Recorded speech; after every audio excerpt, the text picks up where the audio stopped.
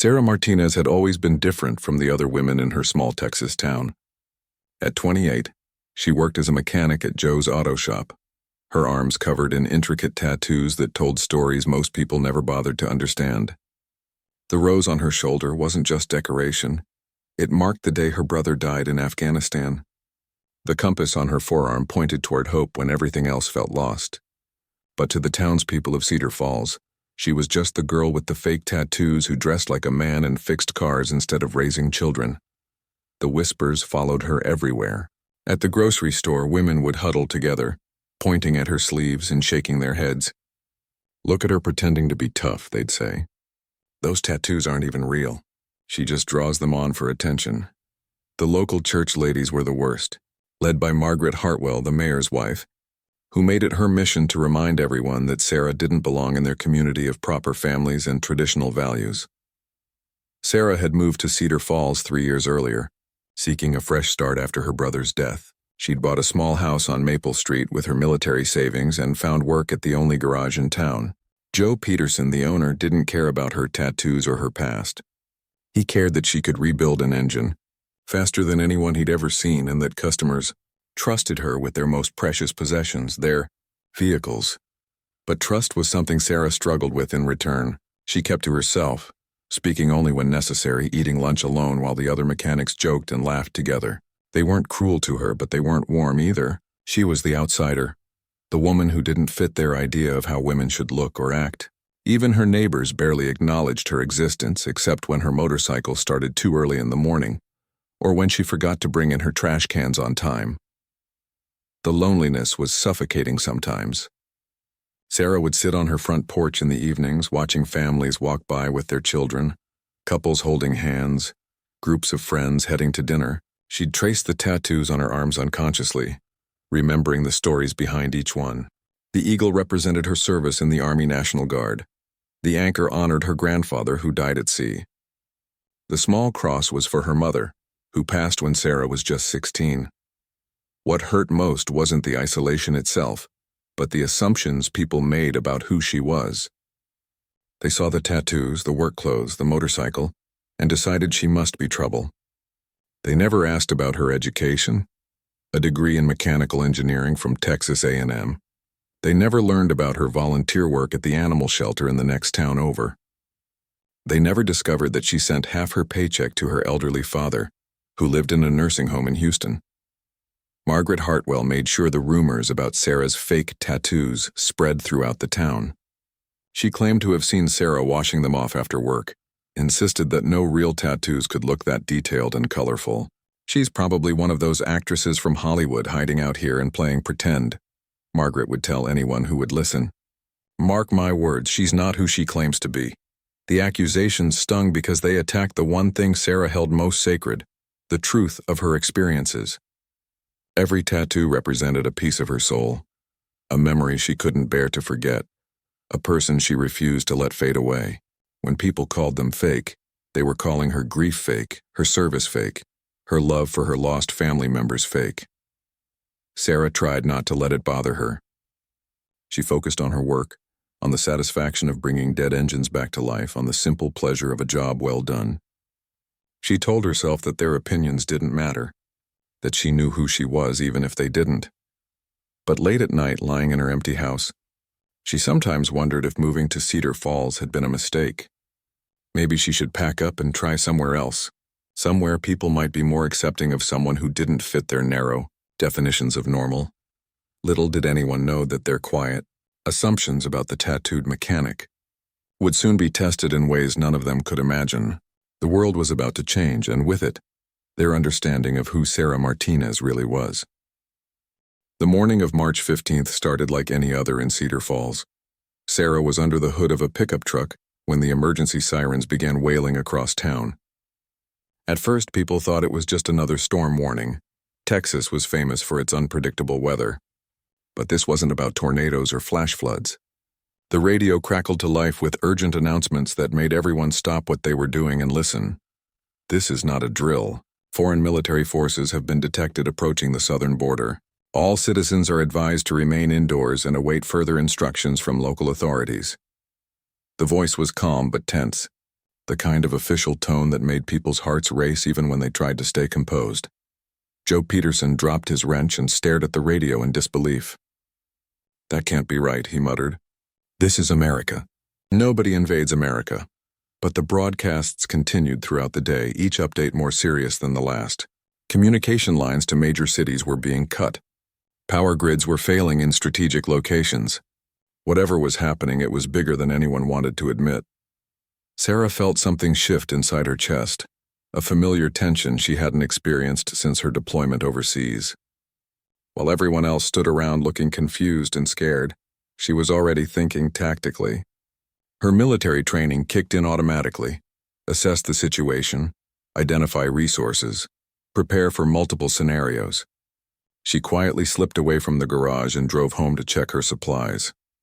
In her basement, Sarah kept things that most people in Cedar Falls would have found surprising: military rations, water purification tablets, medical supplies, and equipment that spoke to experiences far beyond fixing cars in a small Texas town. She'd never stopped being a soldier, even after her official service ended. The townspeople saw her as an oddity, but they had no idea what she was truly prepared for. By evening, the reality became impossible to ignore. Cedar Falls was cut off from the outside world. Phone lines were dead, internet was down, and the main highways were blocked by what appeared to be organized military checkpoints. The small town that had always felt safe and isolated was now trapped in that isolation, with no way to call for help or even understand what was happening beyond their borders. Mayor Hartwell called an emergency town meeting at the high school gymnasium. Nearly everyone in Cedar Falls crowded into the building, their faces pale with worry and confusion. Margaret Hartwell sat in the front row, her usual confident demeanor replaced by obvious fear. The mayor, a soft man who had never dealt with anything more serious than budget disputes and zoning issues, stood at a podium looking completely overwhelmed. "We don't know exactly what's happening," he admitted, his voice shaking slightly, "but it appears our country is under some kind of attack. We've lost contact with state and federal authorities. For now, we're on our own." A murmur of panic rippled through the crowd. Parents pulled their children closer. Elderly residents whispered prayers. Young couples held hands and tried to look brave for each other. "What do we do?" someone called out from the back. "How do we protect ourselves?" The mayor had no answer. He'd never been trained for this kind of crisis. None of them had except for Sarah, who sat quietly in the back corner listening and evaluating. She watched the fear spread through the room like wildfire, saw how quickly civilized people could approach the edge of panic when their safe world suddenly became uncertain. That's when old Bill Crawford, a Vietnam veteran who ran the hardware store, stood up and pointed towards Sarah. "That girl there," he said loudly. "She's military. I seen her dog tags once when she was working on my truck. Maybe she knows something about this kind of situation." All eyes turned towards Sarah, and she felt the familiar weight of responsibility settling on her shoulders. Margaret Hartwell snorted dismissively. "Her? She's just a mechanic with fake tattoos. What could she possibly know about real military situations?" But Bill Crawford wasn't backing down. He'd served his country once, and he recognized the look in Sarah's eyes, the look of someone who had seen combat and understood what real danger meant. Sarah slowly stood up, feeling the attention of the entire town focused on her. These were the same people who had whispered about her, ignored her, questioned her authenticity for 3 years. Now they were looking at her with something between hope and desperation. She took a deep breath, knowing that everything was about to change for all of them. The invasion had come to their doorstep, and the woman they dismissed as a fake was about to become their only real hope for survival. Sarah walked to the front of the gymnasium, her boots clicking against the polished floor in the sudden silence. Every face was turned toward her, some hopeful, others skeptical. Margaret Hartwell crossed her arms and whispered loudly to her neighbor, "This should be interesting. Let's see what our fake tattoo artist has to say about war." But when Sarah began to speak, her voice carried an authority that surprised everyone in the room. "I served 2 tours in Afghanistan with the 36th Infantry Division, Texas Army National Guard, combat engineer. My job was to clear roads, disarm explosives, and help establish secure zones in hostile territory." She paused, scanning the faces around her. "What's happening here isn't random. This is an organized military operation, and if we want to survive it, We need to stop acting like scared civilians and start thinking like defenders of our home. The room was completely quiet now. Even Margaret Hartwell had stopped whispering. Sarah continued, her military bearing becoming more evident with every word. First thing we need to understand, our normal life is over until this threat is eliminated. No more going to work like nothing's happening. No more assuming someone else will handle it. We are the only defense this town has. Mayor Hartwell stammered from his position at the podium. But surely the military will come help us. The National Guard, the Army, someone. Sarah shook her head grimly. Communications are down across multiple states. This isn't a small-scale attack. Whatever forces are behind this, they've planned it carefully. Help isn't coming anytime soon. We have to help ourselves. She moved to the whiteboard and began sketching the town's layout from memory. Cedar Falls has natural defensive advantages. We're surrounded by hills on 3 sides with only 2 main roads in and out. The water tower gives us high ground for observation. The hardware store has supplies we'll need. The school has a generator and can serve as a central command point.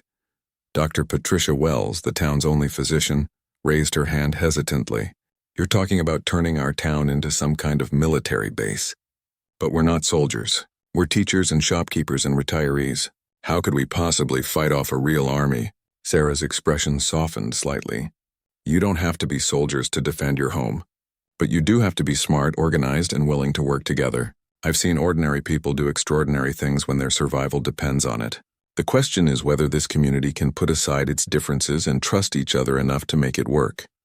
She turned to face Margaret Hartwell directly. Mrs. Hartwell, you've spent 3 years telling everyone I'm not who I claim to be. That my tattoos are fake, that I'm some kind of pretender. Would you like me to prove you wrong? Or would you rather keep pretending this isn't happening until enemy soldiers are knocking on your door? Margaret's face flushed red, but for the first time in years she seemed at a loss for words. Sarah pulled up her sleeve and showed the detailed military insignia tattooed on her shoulder. The unit patch of the 36th Infantry Division, complete with service dates and deployment markers that no civilian would know to fake. This tattoo commemorates the day my unit lost 6 soldiers to an improvised explosive device outside Kandahar, Sarah said quietly. The names are here along with the coordinates where they died. This one, she pointed to another section, marks the mission where we saved a convoy of medical supplies from being destroyed. 37 vehicles carrying medicine that kept a field hospital running for 6 months. The room was absolutely silent now. Sarah rolled up her other sleeve, revealing more military commemorations mixed with personal memorials. Each of these represents something real. Something I lived through, survived, or lost. You can call them fake all you want, but the experiences they represent are more real than anything most of you have ever faced. Bill Crawford stood up slowly, his voice rough with emotion. Ma'am, what do you need us to do? Other voices joined his. Joe Peterson from the garage, Dr. Wells, even some of the church ladies who had whispered about Sarah for years. They were beginning to understand that their judgment had been wrong, and that their survival might depend on the woman they'd dismissed. Sarah felt something she hadn't experienced in Cedar Falls before. Acceptance. Not because she'd demanded it or earned it through patience, but because she'd proven herself when it mattered most. We need to organize into groups, she said, her voice steady and confident. Communications, supply management, perimeter security, medical response. Everyone has skills that can help, even if they don't seem military. Margaret Hartwell finally found her voice, though it was much quieter than usual. I owe you an apology. I was wrong about you. We all were. Sarah nodded acknowledgement but didn't dwell on it. There would be time for personal reconciliation later, if they all survived what was coming. Right now we need to assume we have very little time, Sarah continued. Whatever forces out there will eventually find us. When they do, we need to be ready to either negotiate from a position of strength or defend ourselves effectively. Either way, we do it together or we don't do it at all. The tattooed mechanic had become their military leader in the span of an hour, and for the first time since the sirens started, the people of Cedar Falls began to feel like they might actually have a chance. Within hours, Sarah had transformed the high school into a command center that would have impressed any military strategist. She divided the town's 847 residents into functional units based on their skills and physical abilities. The gymnasium became a communications hub where retired radio operator Frank Martinez tried to establish contact with other communities. The cafeteria turned into a medical station under Dr. Wells's supervision, while the shop classrooms became workshops for creating defensive equipment. Sarah's tactical knowledge became evident as she walked from station to station, offering guidance that proved she knew exactly what she was talking about. She showed the maintenance crew how to reinforce windows and doors using materials from the hardware store. She taught the hunting club members how to set up proper observation posts and communication signals. Most importantly, she helped everyone understand their role in the larger defense strategy. Margaret Hartwell surprised everyone by volunteering to coordinate food distribution, working alongside women she'd once gossiped about. The crisis had a way of stripping away social pretenses and revealing what people were actually capable of when their community needed them. She approached Sarah during a planning session, her expression humble in a way no one had ever seen before. "I want you to know that I'm ashamed of how I treated you," Margaret said quietly. "I made assumptions based on appearances, and I was completely wrong. You're exactly who this town needs right now." Sarah accepted the apology graciously but kept the focus on their current situation. Personal redemption could wait until they all lived to see tomorrow. The first real test came on the third day, when scouts reported movement on the southern road leading into town.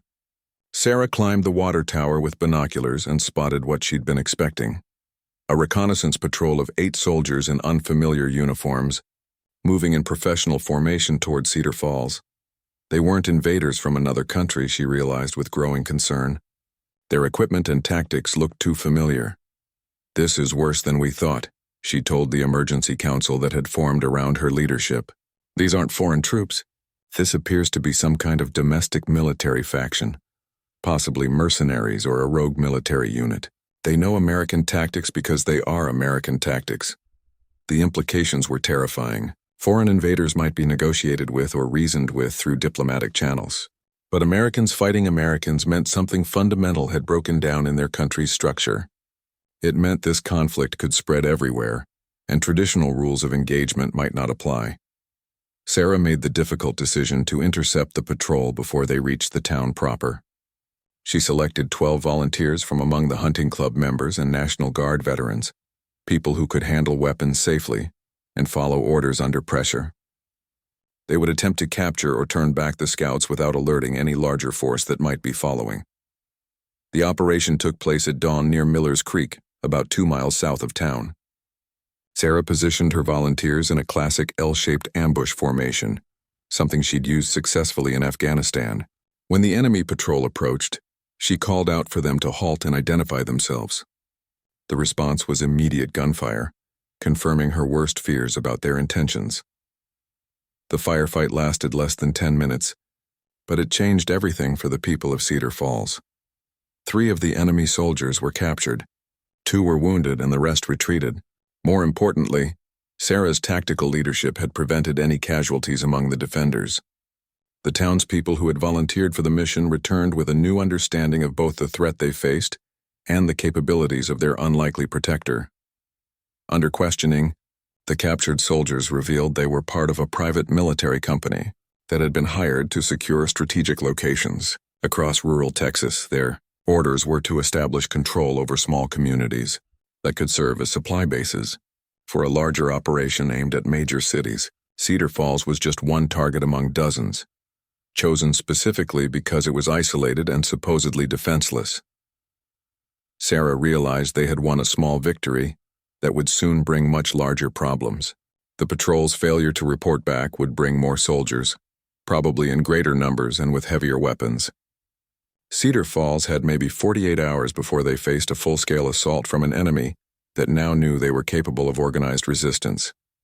That evening, Sarah stood before the entire community again, this time wearing the military fatigues she'd kept hidden in her closet for 3 years. The transformation was remarkable.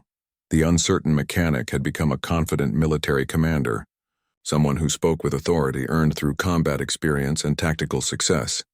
"We've passed our first test," she announced to the assembled crowd.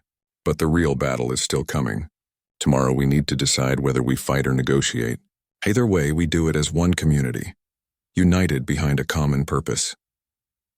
She looked around the room, meeting the eyes of people who had once questioned her very identity. "Those tattoos you thought were fake, Each one represents a skill, an experience, a lesson learned in combat that's keeping us alive right now. My appearance may not fit your idea of what a hero looks like, but appearance has never mattered in war. What matters is competence, courage, and the willingness to sacrifice for something bigger than yourself.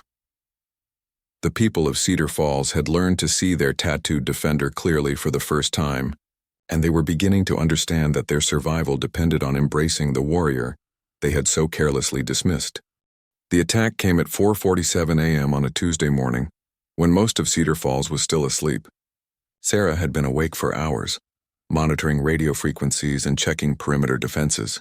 Her military instincts told her this was when the enemy would strike, early enough to catch defenders off guard, but late enough to have good visibility for coordinated movements. The assault was more sophisticated than she'd hoped, but exactly what she'd prepared for. 43 mercenaries approached the town from 3 directions simultaneously, using professional military tactics and equipment. They had armored vehicles, night vision gear, and communication systems that far exceeded anything Sarah's civilian defenders could match. This wasn't a reconnaissance mission anymore. This was conquest. Sarah's defensive plan had transformed Cedar Falls into something resembling a fortress. Every major intersection had been blocked with disabled vehicles and reinforced barriers. The water tower served as a sniper's nest for their best marksmen. Underground tunnels connected key buildings, allowing defenders to move unseen between positions. Most importantly, every resident knew their emergency role and evacuation route. The first wave of attackers hit the southern barricade with explosive charges, expecting to break through easily and terrorize the townspeople into surrender. Instead, they found themselves facing organized resistance that slowed their advance and forced them into killing zones Sarah had carefully prepared. The sound of gunfire echoed through the streets as ordinary citizens fought desperately to protect their home. Sarah moved between defensive positions like a shadow, appearing wherever the fighting was heaviest to direct counterattacks and boost morale. Her tactical radio crackled constantly with reports from sector commanders, retired veterans and local hunters who had learned military communication protocols in just 3 days. They were holding their ground, but barely. The turning point came when enemy forces breached the northern perimeter near the elementary school. A squad of mercenaries had flanked the main defensive line and threatened to capture the command center, where non-combatants were sheltering. Sarah realized immediately that if they lost the school, they lost everything. The enemy would have hostages to use against the remaining defenders. Without hesitation, Sarah grabbed her rifle and sprinted toward the school with only 3 volunteers: Joe Peterson from the garage, Dr. Wells, who had insisted on staying close to provide medical support, and, surprisingly, Margaret Hartwell, who had discovered hidden courage in defending her community. They arrived just as enemy soldiers were setting charges to blow open the main entrance. The firefight was intense and personal, in a way that Sarah's previous combat experience hadn't prepared her for. She wasn't fighting for abstract political goals or military objectives now. She was fighting to protect people she'd lived among for 3 years, people who had finally accepted her as one of their own. Every shot she fired was to save a specific face, a particular family, friends who had trusted her with their lives. Sarah's tactical superiority became evident as she outmaneuvered soldiers who had more equipment but less genuine combat experience. She used the school's layout to create crossfire zones, turning the building itself into a weapon against the invaders. One by one, the enemy squad was eliminated or forced to retreat, but not before Sarah took a bullet in the shoulder that sent her crashing behind an overturned desk. Dr. Wells immediately moved to treat Sarah's wound while Joe Peterson and Margaret Hartwell provided covering fire. The injury was serious but not life-threatening, though it significantly reduced Sarah's combat effectiveness at the worst possible moment. Through her radio, she could hear that other defensive positions were beginning to fail under sustained assault. "I have to get back out there," Sarah gasped as Dr. Wells tried to bandage her shoulder. "They need leadership, coordination. Without someone directing the defense, we'll be overrun in minutes." But her body was failing her at the crucial moment. Blood loss and shock were taking their toll on someone who had pushed herself beyond human limits for days. Margaret Hartwell did something that surprised everyone, including herself. She picked up Sarah's tactical radio and began relaying orders to the various defensive positions, using military terminology she'd learned by listening to Sarah over the past few days. Her voice was steady and authoritative as she coordinated the defense, buying precious time for Sarah to recover. All units. This is command. Maintain your positions and wait for flanking opportunities. Sarah taught us that patience wins battles, not just courage. Margaret's leadership wasn't perfect, but it was exactly what the defenders needed. Someone who believed in Sarah's strategy and could communicate it clearly to people who were scared and running low on ammunition. The battle raged for another hour before the attacking force finally withdrew, leaving Cedar Falls still in the hands of its residents. They had won, but at a terrible cost. 7 townspeople were dead, including Bill Crawford, who had been the first to recognize Sarah's military background. 14 others were wounded, and the town's infrastructure was severely damaged. Sarah sat in the school nurse's office, her arm in a sling, listening to damage reports and casualty lists. The tattoos on her visible arm seemed different now, not decorative or mysterious, but simply part of a warrior who had bled for the people she'd sworn to protect. The community that had once questioned her authenticity now understood that she was the most real thing in their lives. 2 weeks after the battle, federal troops finally arrived in Cedar Falls to restore order and investigate the mercenary attacks that had swept across rural Texas. The crisis was over, but the community that emerged from it was fundamentally different from the one that had existed before. The people who had survived the siege together shared bonds that transcended their previous social divisions and petty prejudices. Sarah stood in the town square, her arm still healing, watching National Guard vehicles roll through streets that showed scars from the fighting. Bullet holes in storefront windows, makeshift barricades that hadn't been fully dismantled, and memorial flowers where defenders had fallen. The physical evidence of their ordeal would fade with time, but the emotional transformation felt permanent. Margaret Hartwell approached her with a manila folder filled with official papers. "The federal investigators want a complete report on how we organized our defense," she said, her tone respectful in a way that would have seemed impossible just a month earlier. "They're calling it a model for community resistance that other towns can learn from." Sarah nodded absently, still processing everything that had happened. "I never wanted to be anyone's model," she said quietly. "I just wanted to fix cars and be left alone. I never asked to prove anything to anybody." Margaret's expression softened with understanding she wouldn't have possessed before the crisis brought them together. "That's exactly why you were the right person to lead us," Margaret replied. "Real heroes don't seek out opportunities to prove themselves. They just respond when their community needs them, regardless of how they've been treated in the past." She paused, choosing her words carefully. "I owe you more than an apology, Sarah.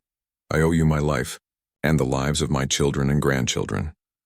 The federal investigation revealed that the mercenary operation had been more extensive than anyone realized. Over 40 small communities across 3 states had been targeted for occupation as part of a domestic terrorism plot aimed at destabilizing rural America. Most of the other towns had fallen quickly, their residents becoming hostages or refugees. Cedar Falls was the only community that had successfully resisted, and their example had helped federal authorities track down and arrest the operation's leaders. Sarah found herself reluctantly thrust into a spotlight she'd never wanted. News crews arrived to interview the tattooed mechanic who had saved an entire town. Military analysts studied her defensive strategies. Other communities invited her to help them prepare their own emergency response plans. The woman who had been dismissed as fake was now being celebrated as authentically heroic. But the recognition that meant the most to Sarah came from the people of Cedar Falls themselves. Joe Peterson made her a partner in the auto shop, acknowledging that her mechanical skills were matched by leadership abilities the community needed. Dr. Wells recruited her to help establish a veterans support program for the region. Even the church ladies who had once whispered about her tattoos now approached her for advice on community organization and emergency preparedness. The most significant change was in how people saw her tattoos. Instead of dismissing them as fake or inappropriate, residents began asking about their meanings and stories. Sarah found herself sharing memories she'd kept private for years, helping others understand how personal symbols could represent profound experiences and commitments. Her body art became conversation starters rather than social barriers. On a quiet evening 3 months after the battle, Sarah sat on her front porch watching families walk by as they always had before the crisis. But now children waved to her, parents nodded respectfully, and teenagers sometimes stopped to ask about her motorcycle or her military service. The isolation that had defined her first 3 years in Cedar Falls had been replaced by genuine community connection. Margaret Hartwell stopped by with fresh-baked cookies, a peace offering that had become a weekly tradition. They sat together in comfortable silence, two women who had discovered unexpected friendship through shared adversity. Finally, Margaret spoke the thought that had been on both their minds. "Do you think they'll ever really understand what happened here?" she asked. "Not just the fighting, but the way we all had to look past our assumptions and see each other clearly for the first time?" Sarah considered the question while tracing one of her tattoos unconsciously, a habit that no longer drew stares or criticism. "Maybe not completely," Sarah replied, "but that's okay. We understand and will remember. Sometimes that's enough to change everything." She looked out at the quiet street where her neighbors now lived without fear, protected by their own courage and unity. The tattoos on her arms told stories of loss and survival. But Cedar Falls had added a new chapter about redemption and belonging. The woman they had called fake had proven more real than any of them had imagined possible. In saving their community, she had also saved herself from the loneliness that had defined her life since leaving the military. Sarah Martinez had finally found her place in the world, not by changing who she was, but by having the courage to reveal her true self when it mattered most. The war had shown everyone exactly who she really was, and who she had always been: a protector, a leader, and finally, a valued member of the community she had chosen to defend.